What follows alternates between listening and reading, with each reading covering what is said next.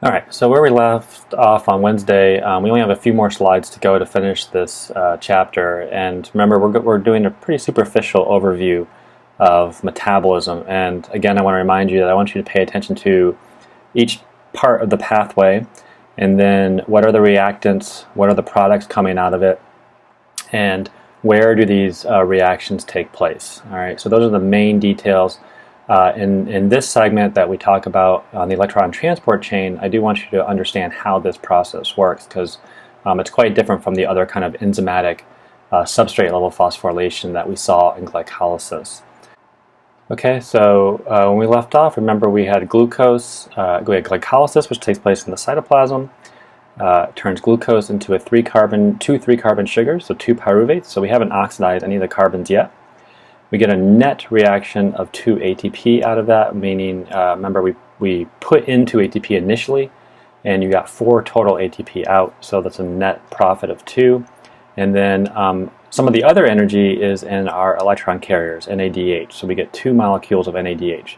So remember that all this energy that we're going to store is going to be in the forms of electrons, either in the form of ATP or in the form of NADH or FADH2, our electron carriers. From that, the 2 pyruvate move into the mitochondria matrix, where they undergo pyruvate oxidation to become acetyl-CoA. And remember that this one step here provides some NADH and also is a molecule of CO2 coming out of it for every pyruvate. All right, and then goes to the citric acid cycle, but your book combines both the pyruvate oxidation and the citric acid cycle into one single step. So for our purposes, just remember that the output of the overall process is 2 ATP, 8 NADH, 6 CO2, and 2 FADH2.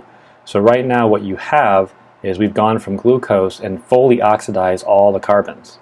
All right, we've only gotten now a total of 4 ATP, 2 from citric acid cycle, 2 from glycolysis. The rest of all the energy that's in glucose is contained in these electron carriers that are now reduced. Remember, NAD plus becomes reduced to NADH, and FAD becomes reduced to FADH2. All right, so now we have 10 molecules of NADH and 2 molecules of FADH2, and the electrons are going to be extracted from the electron carriers and the electron transport chain, and that's what we're going to focus on next. All right, so the last step of this whole process is called the electron transport chain. It takes place in the mitochondria, and specifically it's taking place in the mitochondria inner membrane and the intermembrane space. Okay, so the space between the inner and the outer membrane. The process of the electron transport chain is taking the electrons from the electron carriers and using that energy to create ATP by oxidizing the electron carriers.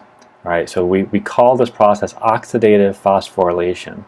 This is opposed to substrate level phosphorylation, where we were taking an enzymatic reaction and basically attaching a phosphate to an ADP molecule. Here we're going to do a very unique type of chemical reaction where we're basically going to oxidize a molecule, and that oxidation is going to take the energy and convert it to ATP, and I'll show you how that works. The electron transport chain is called a chain because it's basically 4 multi-protein complexes, and these are transmembrane proteins embedded in the inner membrane of the mitochondria. All right, so this is the inner membrane. Remember that folds back and forth with cristae. They are a series of redox reactions. So what's going to happen is your electron carriers are going to lose electrons. They're going to be stripped from the electron carriers. So when something loses an electron, remember it's LEO, means it becomes oxidized.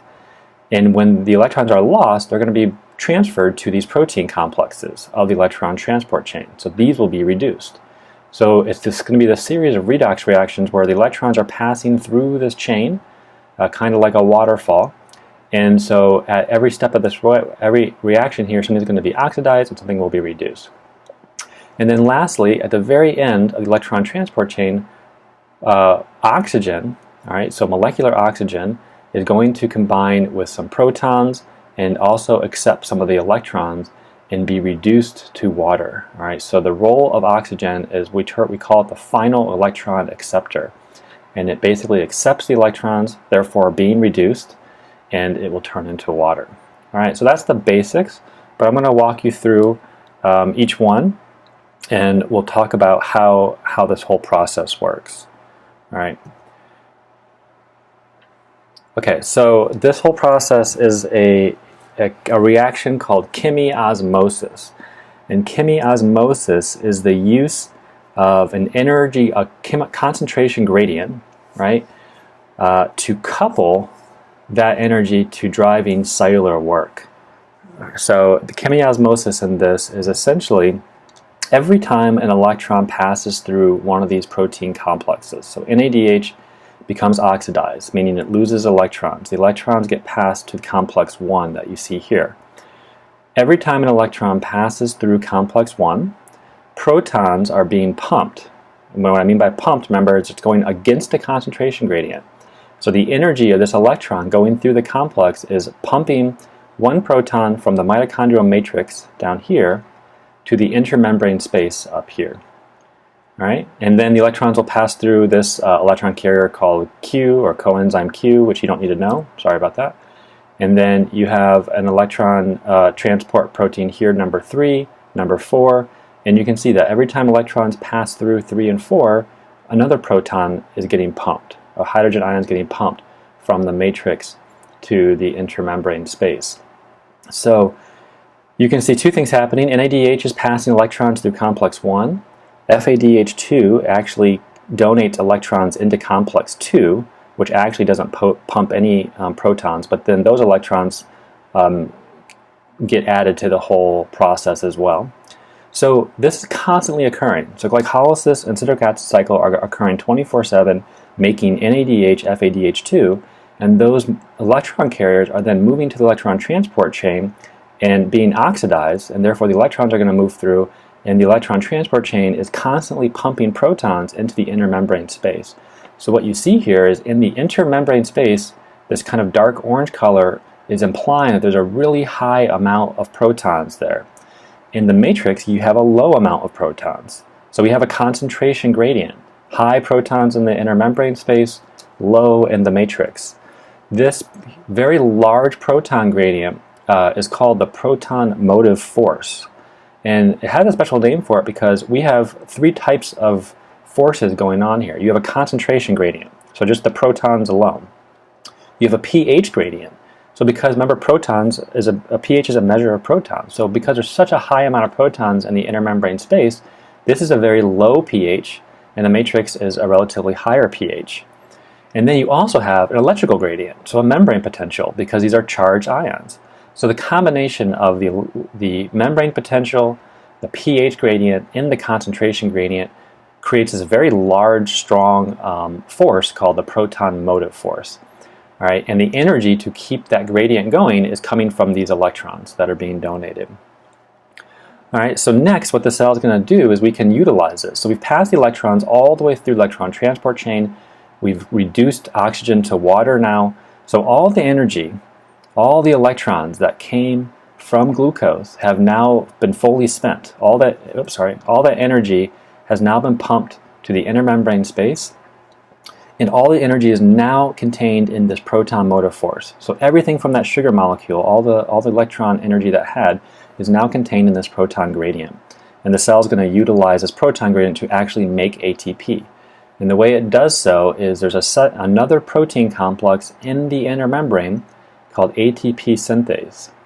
And what ATP synthase is it's a channel, and it's a passive transport. It allows protons to move down their concentration gradient, kind of like a waterfall, right, or a dam, right? So you're opening up part of the dam, allowing the protons to move down its concentration gradient, and when they do, they turn parts of this protein. It's like a molecular turbine, and this protein will essentially take ADP and PI and squish them so close together that it generates ATP.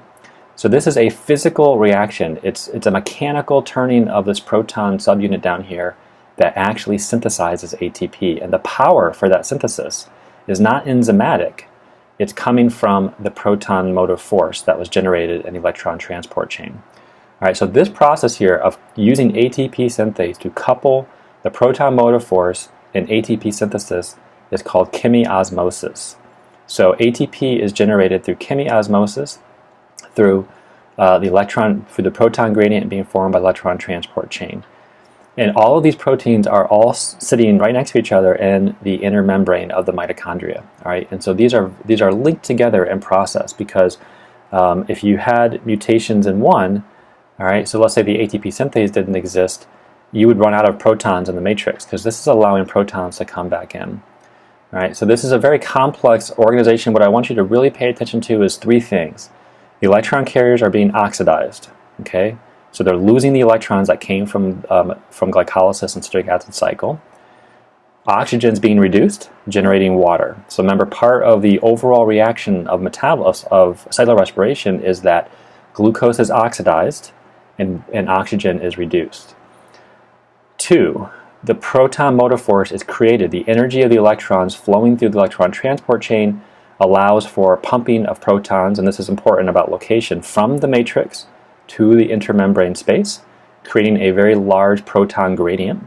And then 3, through chemiosmosis, the protons are allowed to move back through a protein called ATP synthase, which then will synthesize ATP using the power of that concentration gradient, of the protons moving down the concentration gradient. Okay, so those are the 3 really important concepts that you have to know about this.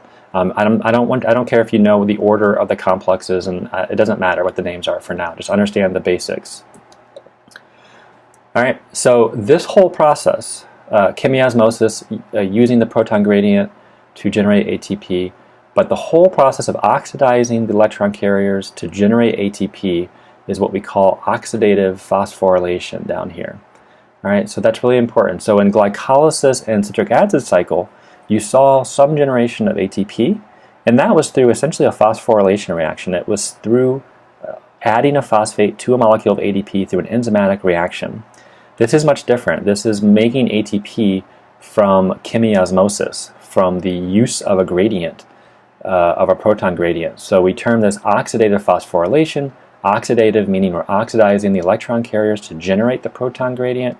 Phosphorylation implying the chemiosmosis part, that we're generating ATP by using that oxidative gradient that was made.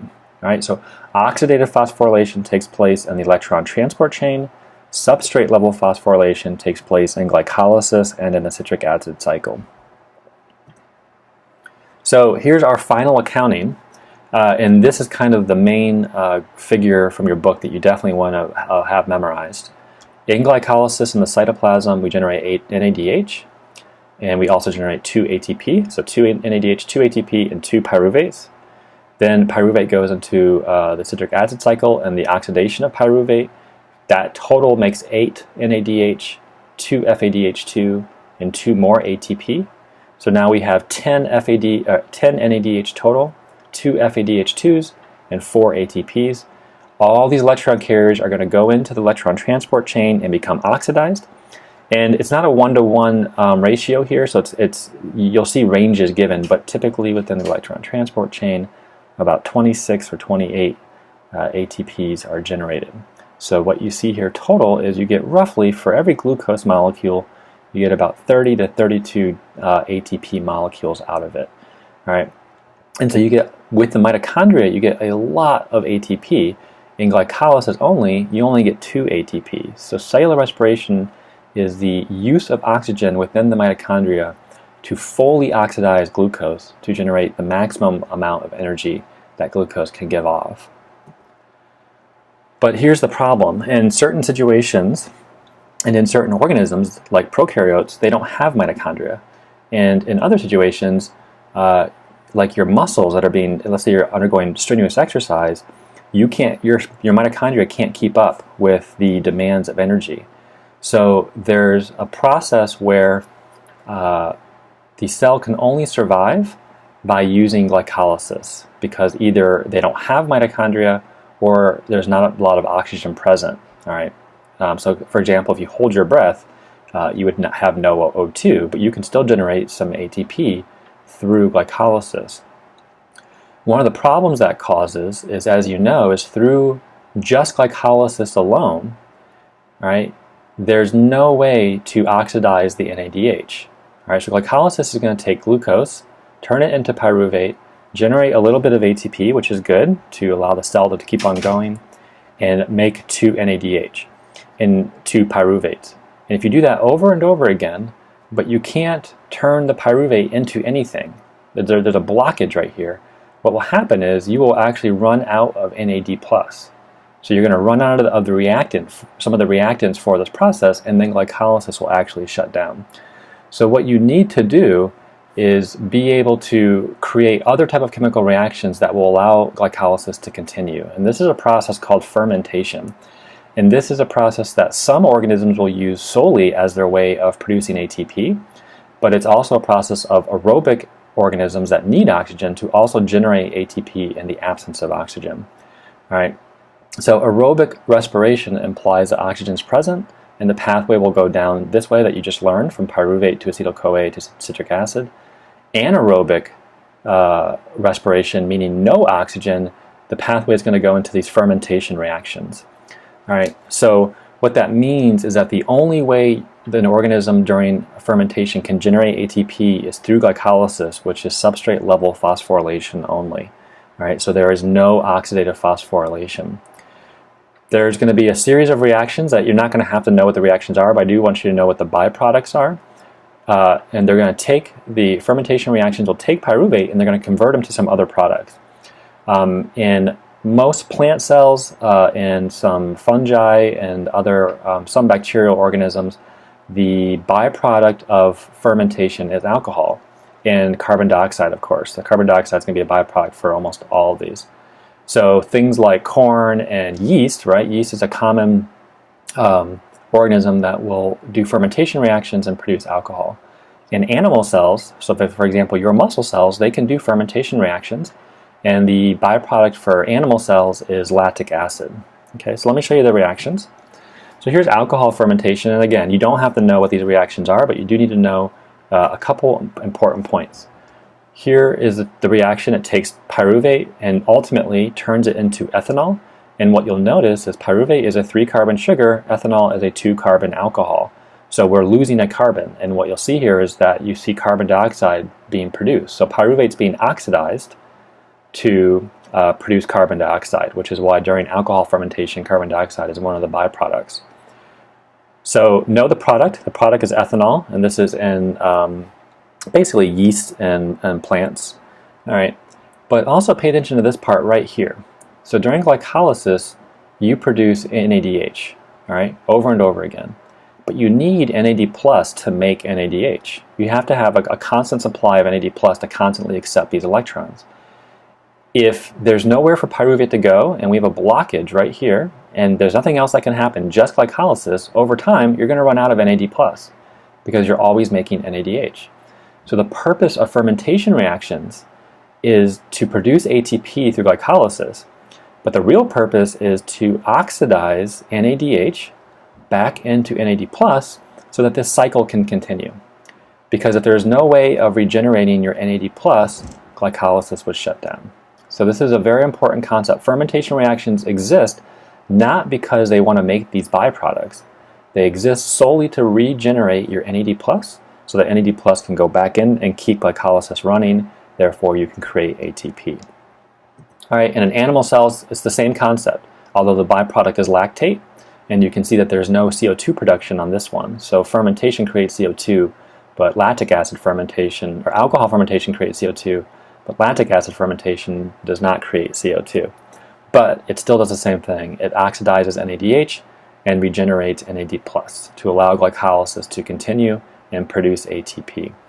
All right, so I want you to focus on the really important parts of fermentation. Fermentation is just a mechanism that allows glycolysis to continue by regenerating NAD+. But you can see the huge difference. Aerobic respiration gives you roughly 30 to 32 ATP. Fermentation gives you roughly 2 ATP for every molecule of glucose. So aerobic respiration is much more efficient. You get much more energy out of it. But anaerobic fermentation, either alcohol fermentation or lactic acid fermentation mechanisms, still allow the cell to generate some ATP, which will allow the cell to survive in different anaerobic environments. Okay, so that's the end of this lecture, and that's the end of our material for exam 2. So this one last part of electron transport chain, there's parts of it on your homework that you can review as well that will help you walk you through it. It is complicated, please use your book, but pay attention to the overall concepts about why these reactions are happening, and then again, be aware of where they're happening. And then if you have any questions over the weekend when you're studying, there's going to be quiz questions online over the weekend on the optional quiz, or you can always email me. All right, so I hope this was helpful, and I hope this last part kind of tied it all together and made sense. And I will see you all on Monday for exam 2. Please bring a pencil, and remember to please show up on time.